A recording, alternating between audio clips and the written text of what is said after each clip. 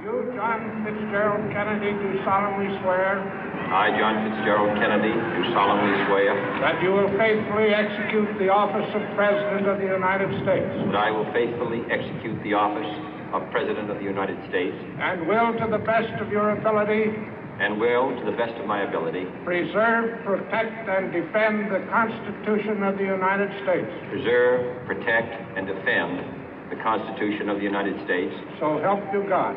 So help me God.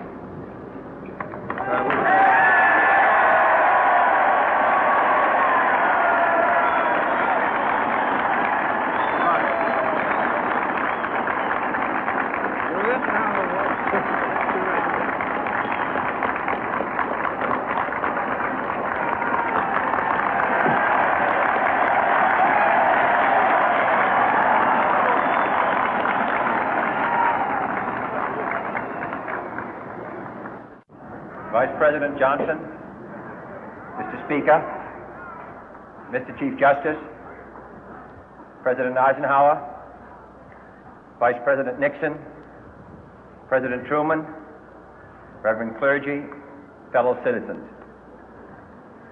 We observe today not a victory of party, but a celebration of freedom, symbolizing an end as well as a beginning, signifying renewal as well as change. For I have sworn before you and Almighty God the same solemn oath our forebears prescribed nearly a century and 3/4 ago. The world is very different now, for man holds in his mortal hands the power to abolish all forms of human poverty and all forms of human life. And yet the same revolutionary beliefs for which our forebears fought are still at issue around the globe. The belief that the rights of man come not from the generosity of the state, but from the hand of God. We dare not forget today that we are the heirs of that first revolution.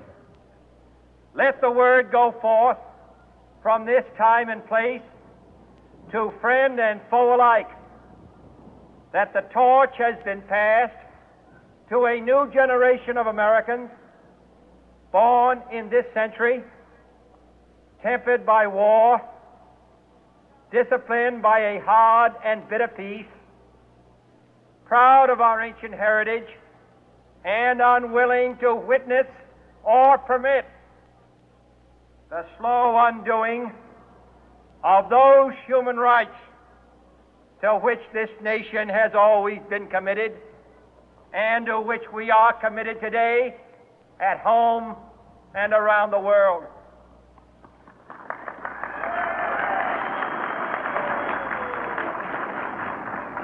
Let every nation know, whether it wishes us well or ill, that we shall pay any price, bear any burden, meet any hardship, support any friend, oppose any foe to assure the survival and the success of liberty.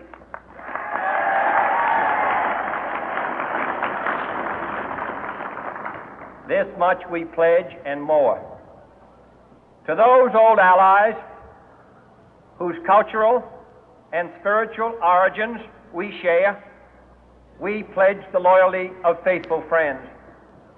United, there is little we cannot do in a host of cooperative ventures. Divided, there is little we can do, for we dare not meet a powerful challenge at odds and split asunder. To those new states whom we welcome to the ranks of the free, we pledge our word that one form of colonial control shall not have passed away, merely to be replaced by a far more iron tyranny. We shall not always expect to find them supporting our view, but we shall always hope to find them strongly supporting their own freedom, and to remember that in the past, those who foolishly sought power by riding the back of the tiger ended up inside.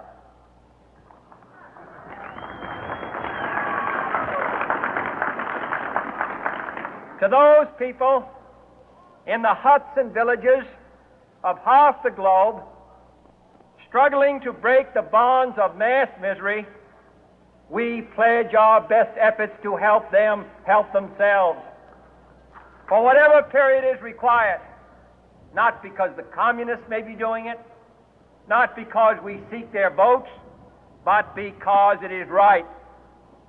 If a free society cannot help the many who are poor, it cannot save the few who are rich.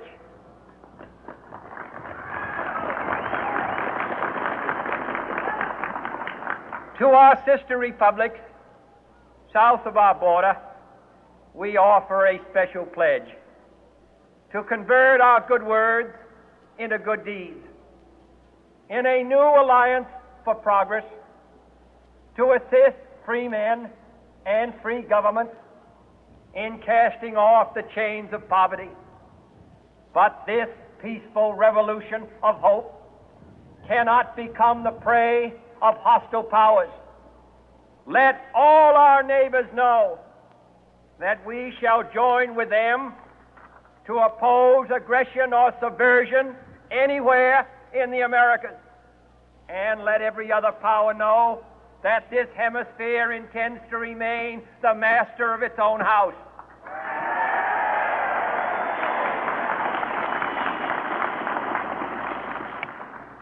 To that World Assembly of Sovereign States, the United Nations, our last best hope, in an age where the instruments of war have far outpaced the instruments of peace, we renew our pledge of support to prevent it from becoming merely a forum for invective, to strengthen its shield of the new and the weak, and to enlarge the area in which its writ may run.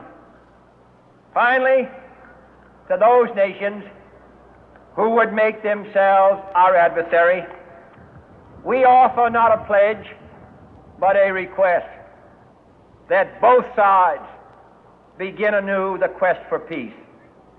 Before the dark powers of destruction, unleashed by science, engulf all humanity in planned or accidental self-destruction, we dare not tempt them with weakness,